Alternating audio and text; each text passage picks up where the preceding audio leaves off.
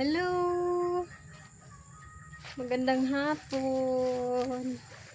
Ayan, nandito pa rin pala kami ngayon sa Tuburan. Hindi pa kami nakabalik ng Achila. Close pa rin yung tindahan. So, hoping na sa Monday ay makapag-open na kami ulit. Kasi hindi muna kami umuwi doon. Gawa ng medyo alanganin kasi sa araw. So para kung mag-open kami bukas and then the next day is Sunday, close na naman kami dahil church day. So by Monday na lang kami nag-decide na mag-open ulit. At ayan, at naputulan ko na nga pala yung aking buhok ng kaunti since may nag-suggest na putulan ko daw. So plano ko talaga siyang gupitan kasi mas nagiging sobrang payat talaga. mas talaga pag mataas yung buhok. So tsaka ayan, maputla pa rin tayo. Maputla pa rin. Nagpapa-recover pa ng ating katawan. At ulit tayo mga kabayan, nag-ihaw. Ihaw kami ng bangus. Medyo yan lang talaga yung madaling maluto, maulam ko.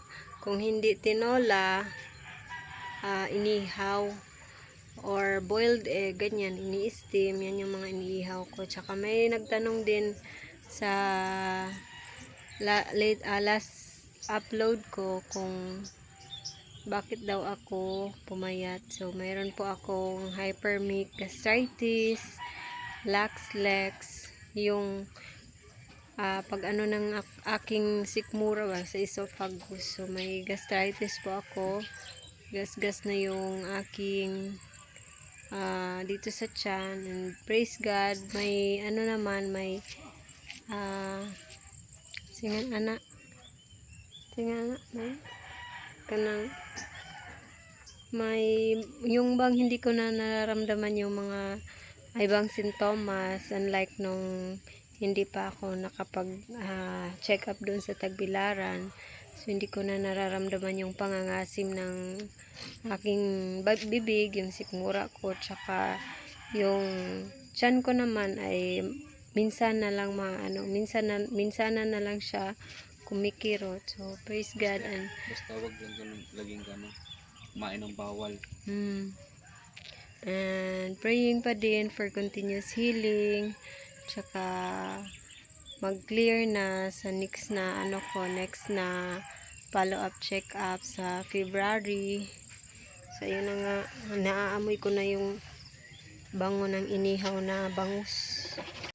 Ayan mga kabayan, diretso na sa apoy, hindi na tayo gumamit ng anong tawag dyan?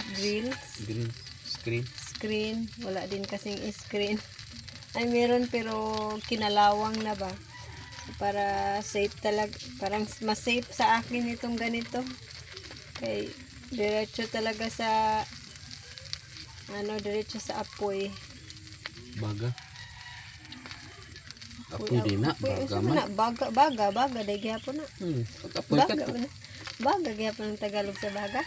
Good. Bumabaga. Nagbabagang balita. Ganyan pala. Apoy ka to na kayo. Anong tagal? So wala po yung ibang walang ibang nilagay sa tiyan kasi hindi po pwede sa akin yung may mga sahog-sahog, yung lang asin. Bawal po sa akin yung mga maraming sahog kasi. Good morning! Ayan mga bata, mga kabayan. Dito sa sala natulog. Why?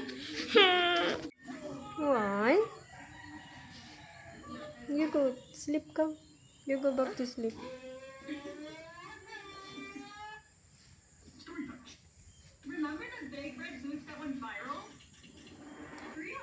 Why? You go back to sleep ka.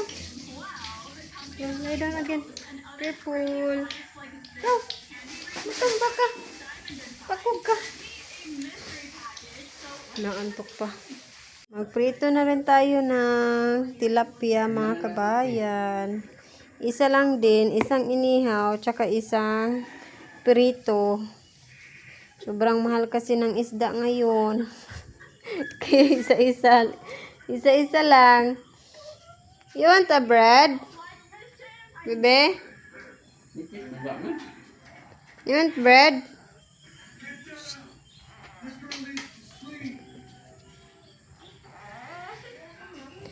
So, ito na nga at magbe-prepare na ako ng kanin para sa aming hapunan.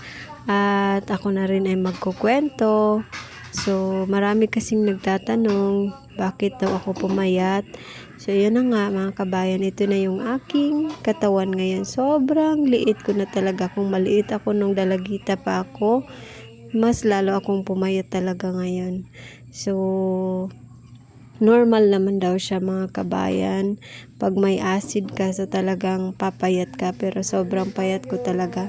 Di ko nga maiwasan minsan na ma-down ba. Lalo na pag tinitingnan ko yung mga yung sarili ko ba sa salamin. Sobrang payat ko talaga. Tapos yung mga damit ko, hindi na magkasya sa akin. Yung ganyan, nadadown talaga ako mga kabayan. Pero niisip ko na lang na I'm still thankful na andito pa rin ako at humihinga, yung ganyan, nasa healing process and praying for complete healing mga kabayan.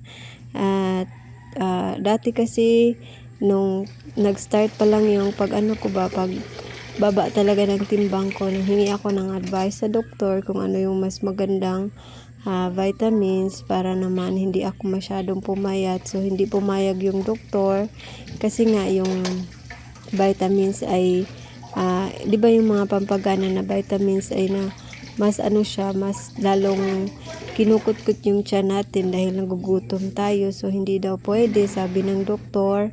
And ngayon ay nagtitake naman ako ng food supplement. Yun yung iniinom ko ngayon.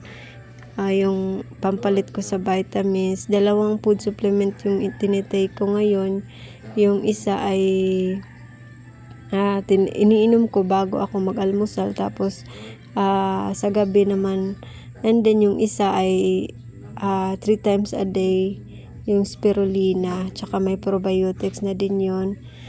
Tsaka dinagdagan pa mga kabayan nung nagkasakit lang ako nung 1 linggo na nilagnat ako. At na dagdagan na naman yung pagpayat ko ba.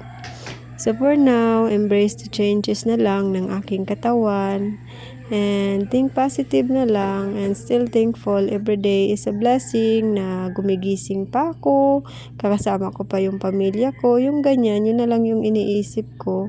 And still praying na sa pagbalik ko sa doktor ay may good news, and I'm on my healing process, still praying pa rin for complete healing and na bumalik yung pangangatawan ko dati.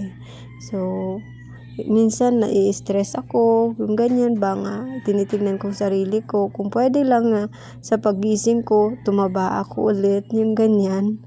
Nagpapasalamat ako kay Lord and kay Loloy na laging nag-cheer up sa akin, lalong-lalo na ngayon sa sitwasyon ko ngayon, na siyang nagpa-motivate sa akin. And thank you sa inyo mga kabayan. God bless us all. Thank you for watching.